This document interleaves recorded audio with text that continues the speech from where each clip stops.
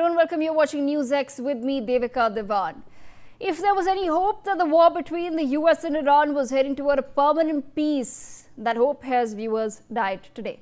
Speaking from the sidelines of the NATO summit in Ankara, President Donald Trump has officially declared that the hard-fought interim ceasefire deal with Iran is quote-unquote over. Sitting next to NATO leaders, Trump didn't hold back, calling Iran's leadership scum and liars, and stating flatly that continuing to negotiate with them is a total waste of time. So what triggered this sudden, catastrophic collapse? It all went down in the last 48 hours inside the vital Strait of Hormuz. Iran's Revolutionary Guard launched targeted projectile and drone attacks on 3 commercial tankers, including a Qatari liquefied natural gas carrier and a Saudi oil tanker. These ships were traveling on an Oman-coordinated southern corridor bypassing Iran's routes. Iranian state TV essentially admitted to the strikes, claiming the ships ignored their warnings. The immediate fallout was a stunning, massive military escalation. The US military unleashed what they called a powerful retaliatory strike, pounding over 80 targets inside southern Iran.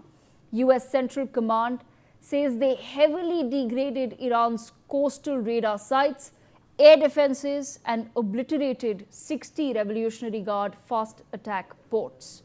Simultaneously, the US Treasury Department completely revoked the temporary oil sanction waivers that have kept Iran's economy on life support.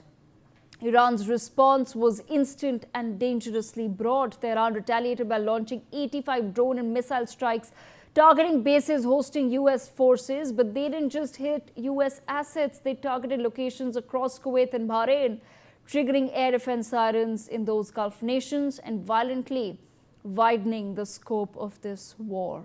The reaction from the global markets was also instantaneous. Global oil and natural gas prices have spiked by more than 5% within hours of Trump's declaration, threatening a massive new wave of global inflation. Meanwhile, at the NATO summit, Europe is trying to figure out how to react. NATO Secretary General Mark Rutte strongly defended Washington, calling the US strikes absolutely necessary to protect international shipping. But behind the scenes, there is massive friction. Trump has publicly slammed European allies for refusing to let the US use their air bases for bombing runs, even threatening to cut off trade with Spain over defense spending. So where do the US and Iran go from here? The 60-day window for a permanent peace deal under the Islamabad Memorandum of Understanding is completely disintegrated. President Trump has signaled that the US is moving away from the diplomatic table, warning that the US will either get a total deal on its own terms or, in his words, finish the job. What the world needs to worry about tonight is a completely uncontained multi-country conflict. Iran is currently concluding the multi-day funeral of its slain Supreme Leader Ayatollah Ali Khamenei, where millions have been chanting for vengeance. With the diplomatic guardrails now completely gone, a vital global energy choke point on fire, and regional neighbors like Kuwait and Bahrain dragged directly into the line of fire, the Middle East has just slid right back onto a full-scale war footing.